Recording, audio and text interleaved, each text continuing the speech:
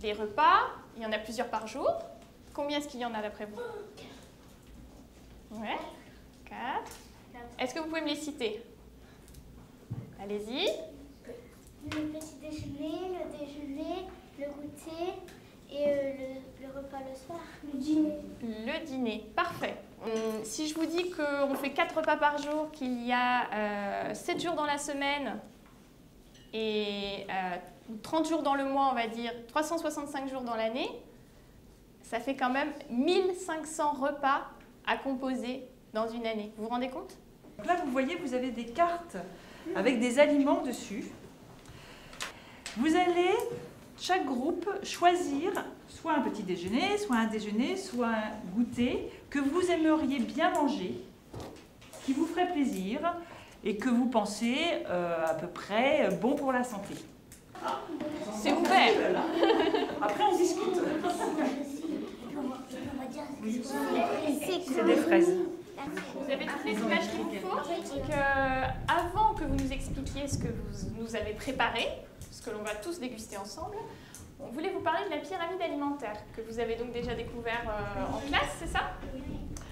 Alors, vous avez vu que donc, dans ce grand triangle en forme de pyramide, on a classé les différents aliments dans différentes parties de la pyramide.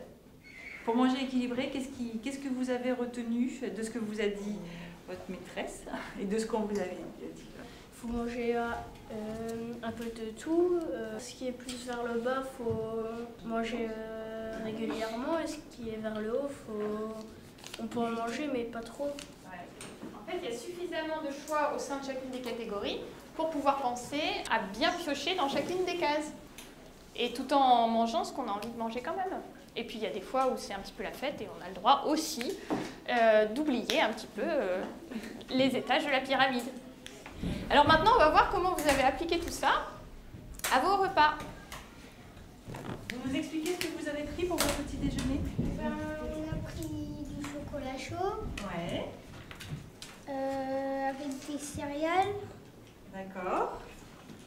et une banane D'accord. avec du pain au beurre. Alors, le chocolat chaud, dans quelle catégorie d'aliments vous les mettez?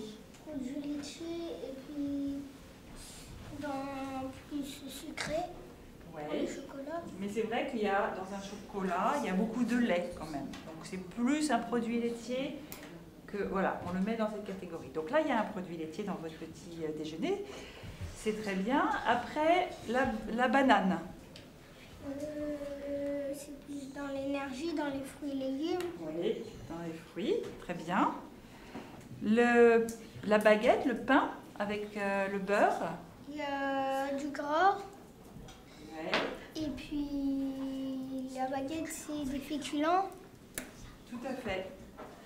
Donc ce petit déjeuner, il est tout à fait bien, puisqu'il englobe toutes les catégories d'aliments. Vous avez les féculents pour le matin, le féculent, le fruit, le produit laitier. Peut-être, si vous avez très faim, vous pouvez manger tout ça.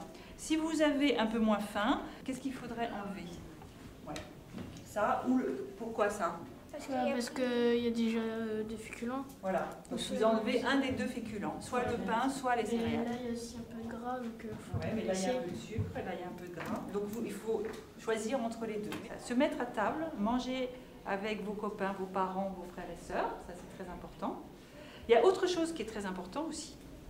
C'est le plaisir de manger et le plaisir de rigoler avec ses copains. Manger ce qu'on aime. Et la deuxième chose, c'est rigoler, comme tu as dit, c'est-à-dire se faire plaisir en mangeant, en discutant, voilà, très important.